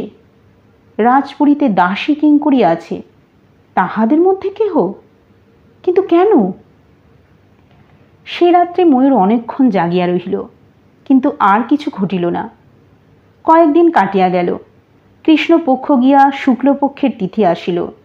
একদিন ময়ূর দ্বার খুলিয়া ঘুমাইতেছিল, ধীরে ধীরে জাগিয়া উঠিল। চাঁদ তখনও অস্ত যায় নাই। ঘরের বাহিরে আবছায়া আলো। ময়ূর চক্ষু মিলিয়া স্পষ্টভাবে দেখিল তাহার শিয়রে কেহ তাহার পানে চাহিয়া আছে। মুখ দেখা গেল না, কিন্তু কেশ তৈলের গন্ধ নাকে আসিল। ময়ূর গম্ভীর স্বরে কহিল, কে তুমি? শীতকারের ন্যায় নিঃশ্বাস টানার শব্দ হইল। তারপর ছায়ামূর্তি দ্বার দিয়া বাহির হইয়া গেল। পলকের জন্য একটা আকৃতির ছায়াচিত্র বাহিরের স্বল্পালোকে দেখা দিয়াই অন্তর্হিত হইল। আগে যদি বা সন্দেহ ছিল, এখন আর সন্দেহ রহিল না। তাহার অদৃশ্য অভিসারিকা নারী বটে। ময়ূর শয্যা হইতে নামিল না, মাথায় হাত দিয়া বসিয়া চিন্তা করিতে লাগিল। নারীর হাত হইতে তাহার নিস্তার নাই। নারীর জন্য তাহাকে গ্রাম ছাড়িতে হইতে, এখন কি রাজাশ্রয় ছাড়িতে হইবে? কিন্তু কে এই নারী? রাজপুরীর দাসী কিঙ্করীদের সকলকেই সে দেখিয়াছে। তাহাদের মধ্যে কয়েকটি নববয়স্কা যুবতী আছে, তাহারা তাহার পানে সাভিলাষ কটাক্ষ হানিয়াছে, কিন্তু সে দূরে সরিয়া গিয়া তাহাদের এড়াইয়া গিয়াছে। তাহাদেরই মধ্যে কেহ কি? কিন্তু যদি দাসী কিঙ্করী না হয়, যদি, ময়ূর শিহরিয়া উঠিল, যদি রাজকুমারী হয়? এখন সে কি করিবে? রাজাকে বলিবে? কিন্তু তিনি যদি বিশ্বাস না করেন? ভট্ট নাগেশ্বরকে বলিবে? না, বাচাল ব্রাহ্মণ এই কথা সর্বত্র রাষ্ট্র করিবেন, তাহাতে সুফল অপেক্ষা কুফলই অধিক ফলিতে পারে। অনেক চিন্তা করিয়া ময়ূর স্থির করিল, অভিসারিণী যদি আবার আসে তাহাকে ধরিতে হইবে, তারপর অবস্থা বুঝিয়া কার্য করিতে হইবে। তৃতীয়বার অভিসারিকা আসিল আরও 4-5 দিন পর। এবার ময়ূর প্রস্তুত ছিল। ঘুম ভাঙার সঙ্গে সঙ্গে সে এক লাফে উন্মুক্ত দ্বারের বাহিরে দাঁড়াইল। নারী হঠাৎ ভয় পাইয়া ঘর হইতে ছুটিয়া বাহির হইয়া তাহার পাশ কাটাইয়া পলাইবার চেষ্টা করিল। ময়ূর তাহার হাত ধরিয়া ফেলিল। পুষ্টাঙ্গ চাঁদের আলোয় চিনিতে কষ্ট হইল না। কুমারী সোম শুক্লার পরিচারিকা চঞ্চরী। ময়ূর চঞ্চরীকে আগে কয়েকবার দেখিয়াছে, কিন্তু তাহার উগ্র রূপ ময়ূরকে আকর্ষণ করিতে পারে নাই, বরং প্রতিহত করিয়াছে। বিশেষত সে ভট্ট নাগেশ্বরের মুখে চঞ্চরীর জন্মবৃত্তান্ত শুনিয়াছিল। দুর্বৃত্ত ম্লেচ্ছ রাজার জারজ কন্যা। ইহাতে তাহার মন আরও বিমুখ হইয়াছিল। ময়ূর চাপা তর্জন করিয়া বলিল, তুমি কেন আমার ঘরে এসেছিলে? চঞ্চরী উত্তর দিল না, আঁকিয়া বাঁকিয়া ময়ূরের হাত ছাড়াইবার চেষ্টা করিল। সে কেন ময়ূরের ঘরে আসিয়াছিল নিজেই বোধহয় জানে না। সে অনুরা অনভিজ্ঞা, কেবল অন্ধ প্রকৃতির তাড়নায় ময়ূরের সংসর্গ কামনা করিয়াছিল। তাহার বুদ্ধি বেশি নাই, কিন্তু যৌবনের ক্ষুধা তৃষ্ণা পূর্ণ মাত্রায় দেখা দিয়াছে। ময়ূর বলিল, চলো তোমাকে রাজার কাছে নিয়ে যাই। এই সময় পিছন হইতে কণ্ঠস্বর আসিল, ময়ূরভদ্র। ময়ূর ঘাড় ফেরাইয়া দেখিল আচ্ছাব চাঁদের আলোয় দুটি নারী মূর্তি অদূরে আসিয়া দাঁড়াইয়াছে। একজন রাজকন্যা সোম শুক্লা, অন্যজন দাসী সীমন্তিনী। ময়ূর চঞ্চরীর হাত ছাড়িয়া দিল। চঞ্চরী অধমকে দাঁড়াইয়া রহিল। চঞ্চরী রাত্রে তাহার মাতার কক্ষে শয়ন করে। আজ রাত্রে সীমন্তিনী হঠাৎ ঘুম ভাঙিয়া দেখিল চঞ্চরী শয্যায় নাই। সে ছুটিয়া রাজকুমারী কক্ষে গিয়াছিল। রাজকুমারীও জাগিয়া উঠিয়াছিলেন, কিন্তু চঞ্চরী সেখানে নাই। তখন দুইজনে চুপি চুপি চঞ্চরীকে খুঁজিতে বাহির হইয়াছিলেন। সীমন্তিনী অগ্রসর হইয়া আসিয়া চঞ্চরীর চুলের মুঠি ধরিল। অনুচ্চস্বরে ময়ূরকে বলিল, ভদ্র, এবার চঞ্চরীকে ক্ষমা করুন। ও আমার কন্যা, আমি ওকে শাসন করব, আর কখনো ও আপনাকে বিরক্ত করবে না। ময়ূর স্থির দৃষ্টিতে রাজকন্যার পানে চাহিয়াছিল। সেইভাবে থাকিয়াই বিরস কণ্ঠে বলিল, ভালো। সীমন্তিনী চঞ্চরীর চুলের মুঠি ধরিয়া নির্মমভাবে টানিয়া লইয়া গেল। সোম শুক্লা দাঁড়াইয়া রহিলেন। ময়ূর মুখ তুলিয়া চাঁদের পানে চাহিল। চাঁদ হাসিতেছে। চারিদিকে শারদ রাত্রির স্নিগ্ধ শীতলতা। একটি গভীর নিঃশ্বাস ত্যাগ করিয়া ময়ূর মুখ নামাইল। দেখিল কুমারী তাহার কাছে আসিয়া দাঁড়িয়ে আছেন। তাহার উন্নমিত মুখে বিচিত্র হাসি। তিনি লঘুস্বরে বলিলেন, ময়ূরভদ্র, আপনার জীবনে এরূপ অভিজ্ঞতা বোধ হয় নূতন নয়। ময়ূর চকিত হইয়া বলিলেন, না, আমার জীবন কথা আপনি জানেন? শুক্লা বলিলেন, ভট্ট নাগেশ্বরের মুখে শুনেছি। ময়ূর প্রশ্ন করিল, সব কথা শুনেছেন? আমি অজ্ঞাত কুলশীলটা জানেন? শুক্লা বলিলেন, জানি। আপনি স্ত্রী জাতির প্রতি বিরূপ, তাও জানি। ময়ূর ব্যস্ত স্বরে বলিল, বিরূপ নয় দেবী, আমি আমি স্ত্রী জাতিকে এড়িয়ে চলেন, তা চলুন, কিন্তু কাজটি সহজ নয়। কুমারীর কণ্ঠে অতি মৃদু হাসির মূর্ছনা উত্থিত হইয়া মিলাইয়া গেল। তাহার দেহটিও যেন চন্দ্রকিরণে গলিয়া অদৃশ্য হইয়া গেল। ময়ূর অনিমেষ চক্ষে চাহিয়া রহিল। পঞ্চমপুরে রাজসংসারের আশ্রয় লাভ করিবার পরে ময়ূরের জীবনযাত্রায় একটি মন্দ্র মন্থর ছন্দ আসিয়াছিল। 2 মাস পরে সেই ছন্দের জ্যোতিভঙ্গ হইল। রাজা ভূপসিংহ তাহাকে নিভৃত কক্ষে আহ্বান করিয়া বলিলেন, উপবেশন করো। তোমার প্রকৃত কর্মের সময় উপস্থিত। ময়ূর রাজার সম্মুখে বসিল। ভূপসিংহ কিয়ৎকাল গম্ভীর দৃষ্টিতে তাহার মুখের পানে চাহিয়া ধীর স্বরে বলিলেন, ময়ূর, গত 2 মাস ধরে আমি তোমাকে শিক্ষা দিয়েছি এবং তোমার গতিবিধি লক্ষ্য করেছি। আমার বিশ্বাস জন্মেছে যে কাজের ভার আমি তোমাকে দেব তা তুমি পারবে। ময়ূর জোর হাসতে বলিল, আজ্ঞা করুন মহারাজা। রাজা বলিলেন, তোমাকে দিল্লি যেতে হবে, কিন্তু একা নয়, তোমার সঙ্গে একটি স্ত্রীলোক থাকবে। রাজা সপ্রশ্ন নেত্রে ময়ূরের পানে চাহিলেন। ময়ূর তিলমাত্র বিচলিত না হইয়া নিষ্পলকে চাহিয়া থাকিয়া বলিলেন, তারপর আজ্ঞা করুন আর্য। রাজা সন্তোষের নিঃশ্বাস ফেলিলেন। দিল্লি এখান থেকে বহু দূর, পথও অতি দুর্গম। দিল্লি ম্লেচ্ছ জাতির রাজধানী। সেখানকার ম্লেচ্ছগণ ঘোর দুর্বৃত্ত এবং দুর্নীতিপরায়ণ। সেখানে হিন্দুর জীবনের কোনো মূল্য নেই। তোমাকে এই শত্রুপুরীতে যেতে হবে একটি সুন্দরী নারীকে নিয়ে। তোমার দায়িত্ব কতখানি বুঝতে পারছো? পারছি মহারাজ। তারপর আদেশ করুন। তুমি যাকে নিয়ে যাবে তার নাম চঞ্চরী। তাকে বোধহয় দেখেছ। সে সুন্দরী। কোনো বিশেষ কারণে আমি তাকে আলাউদ্দিনের কাছে উপঢৌকন পাঠাতে চাই। রাজা ক্ষণিকের জন্য নীরব হইলেন। ময়ূরও চুপ করিয়া রহিল। সে যে ভট্টনাগেশ্বরের মুখে চঞ্চরীর জন্মবৃত্তান্ত শুনিয়াছে তাহার আভাস মাত্র দিল না। রাজা আবার আরম্ভ করিলেন, কেন আমি চঞ্চরীকে আলাউদ্দিনের কাছে পাঠাচ্ছি তা জানতে চেও না। গূঢ় রাজনৈতিক কারণ আছে। তুমি কেবল চঞ্চরীকে দিল্লিতে নিয়ে যাবে। সেখানে পৌঁছে চেষ্টা করবে চঞ্চরী যাতে আলাউদ্দিনের দৃষ্টিপথে পড়ে।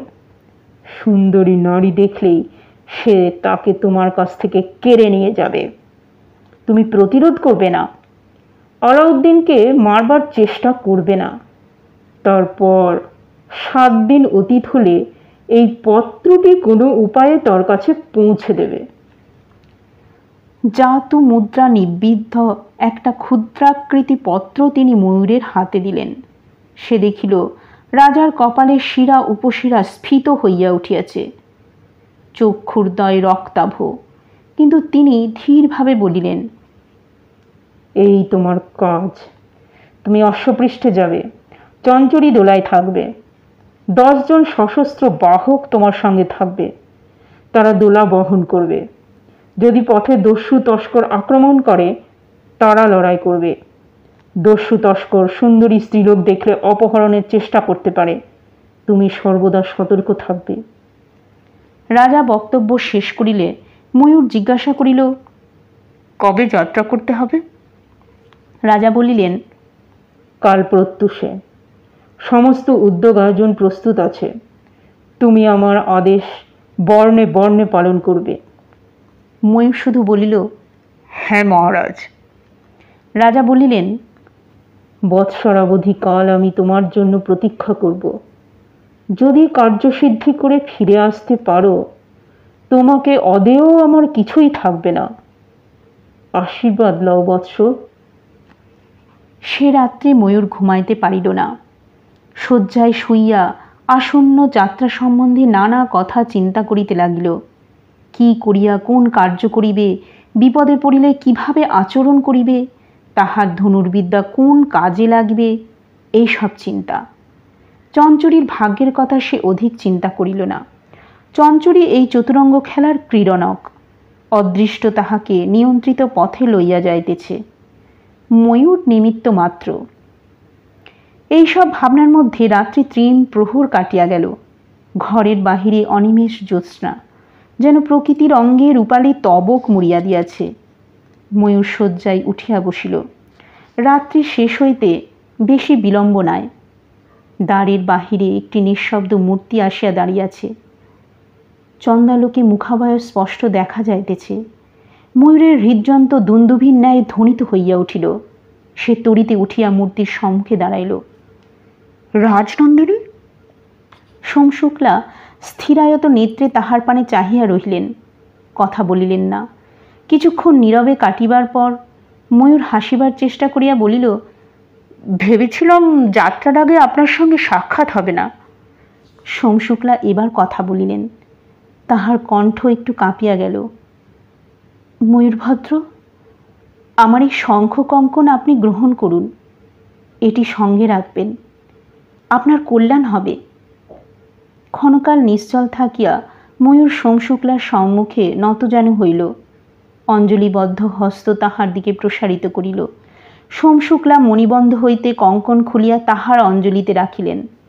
ময়ূর রুদ্ধস্বরে বলিল, দেবী, আমি আর কি বলবো, আমি আমি সোমশুক্লা আঙ্গুলি দিয়া তাহার ললাট স্পর্শ করিলেন, মৃদুস্বরে বলিলেন, এখন কিছু বলবেন না, আপনি ফিরে আসুন, তারপর আপনার কথা আপনি বলবেন, আমার কথা আমি বলবো। উদ্বেল হৃদয়ে ময়ূর মস্তক নত করিল। সোমশুক্লা প্রাসাদে ফিরিয়া গেলেন, নিজ কক্ষে গেলেন না। ক্ষণেক ইতস্তত করিয়া সীমন্তিনীর কক্ষের বাহিরের দ্বারে গিয়ে দাঁড়াইলেন। ঘরে দীপ জ্বলিতেছে। চঞ্চরিত উত্তেজিত হাসি মুখে মায়ের সম্মুখে বসিয়া আছে। সীমন্তিনী তাহাকে বস্ত্র অলঙ্কারে সাজাইয়া দিতেছে। সীমন্তিনীর মুখ কঠিন, কিন্তু তাহার দুই চক্ষু দিয়া অবশের অশ্রুধারা ঝরিয়া পড়িতেছে। রাজকুমারী ছায়ার মতো দ্বারের নিকট হইতে সরিয়া গেলেন। উষাকালে ক্ষুদ্র যাত্রীদলের দূর দুর্গম যাত্রা আরম্ভ হইল।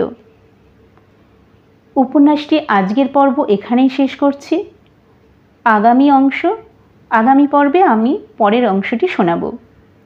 আর গল্পটি বা উপন্যাসটি যারা এতক্ষণ ধরে শুনলেন ধৈর্য ধরে, তাদেরকে অসংখ্য ধন্যবাদ। পরের পর্বে পরবর্তী অংশটি অবশ্যই শুনবেন। আজ তাহলে এই পর্যন্তই, বিদায়।